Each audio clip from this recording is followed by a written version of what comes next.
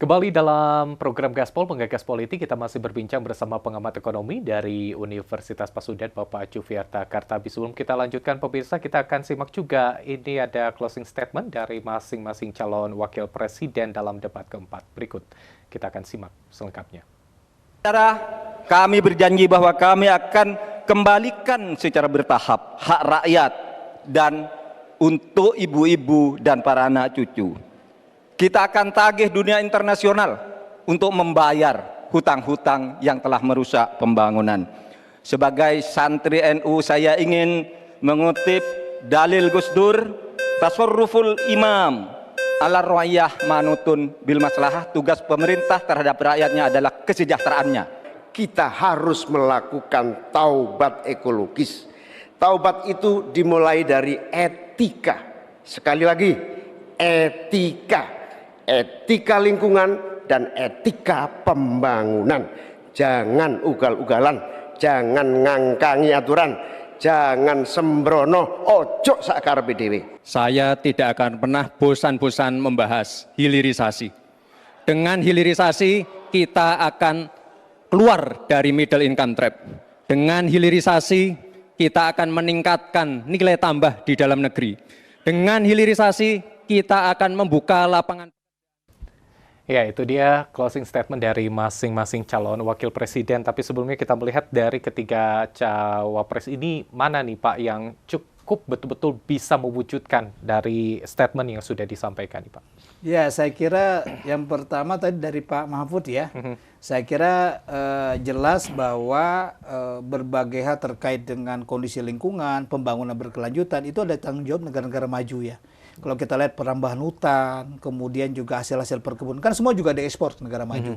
Dan saya kira mereka harus menanggung juga ada beban, ada cost, bahwa kita perlu merawat lingkungan kita hingga dalam jangka panjang gitu ya. Saya kira itu tegas lah ya. Itu ada komitmen baru, sebenarnya komitmen lama, dan berusaha untuk dipertegas kembali, dan saya kira itu tawaran baru dari Pak Mahfud ya.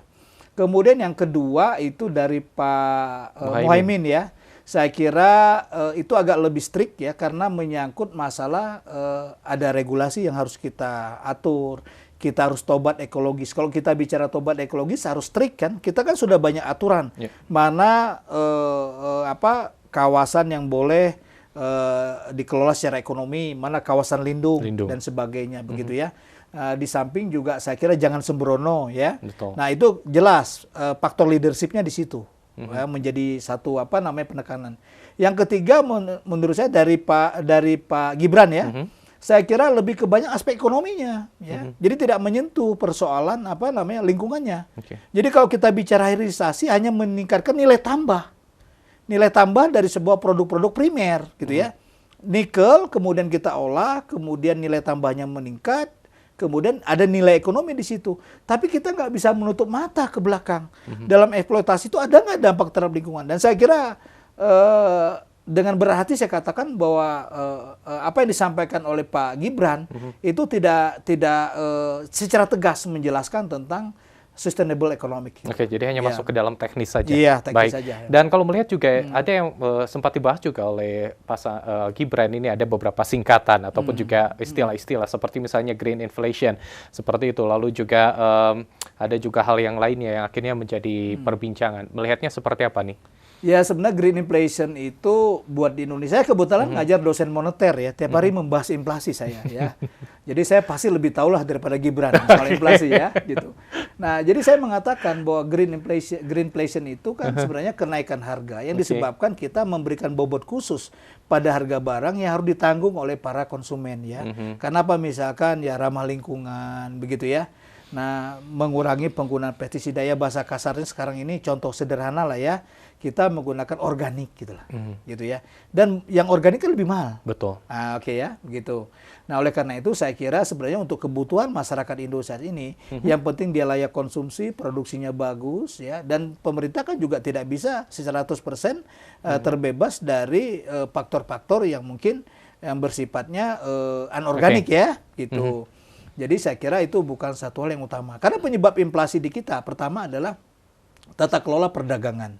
Ya, artinya bahwa banyak mafia perdagangan. Yang sehingga harga-harga. Kemudian faktor lingkungan. Ya, faktor lingkungan itu Ya karena faktor kita infrastrukturnya tidak bagus. Oke. Hutan yang harusnya tidak dibabat menimbulkan banjir ya. Perubahan cuaca saya kira bukan hanya di kita aja perubahan cuaca. Oke. Ya, di tetangga juga malah perubahan cuaca.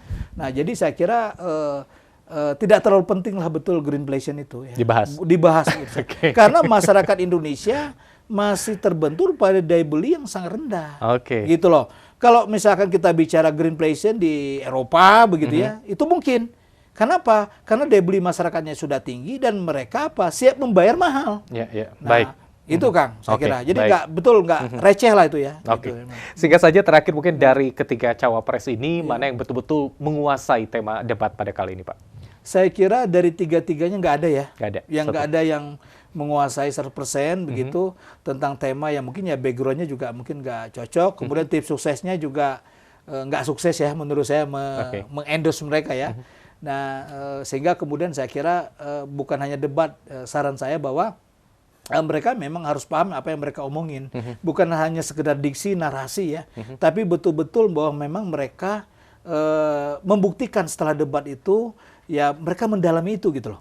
Statement-statementnya. Saya lihat dalam beberapa hari ini yang ada hanya keluh kesah sejak hari Minggu kemarin ya. Si paslon nomor 1 keluh kesah, paslon nomor 2 keluh kesah. Jadi coba mereka dalamilah gitu. Apa yang mereka sampaikan dengan waktu yang terbatas kan, begitu kan? Itu kan sangat terbatas Kang Evan. Nah, cobalah jelaskan greenflation itu seperti apa, yang disebut tobat ekologis menurut Caimin tuh kayak gimana distribusinya, kemudian dan sebagainya. Jadi saya kira masyarakat jangan diberi tontonan debat apalagi gimmick yang tidak mendewasakan. Jadi pasca debat bukan berkeluh kesah soal teknis debat, tetapi bagaimana pasca debat ini harus bisa dijelaskan apa yang belum sempat disampaikan dalam debat seperti itu ya Pak Acu ya. Baik Pak Acu, terima kasih banyak. Seru sekali perbincangan kita. Nanti lain kali kita akan berbincang karena masih panjang proses tahapan pemilihan calon presiden dan juga calon wakil presiden. Sehat terus Pak Acu. Amin, sama-sama Kang. Selamat pagi.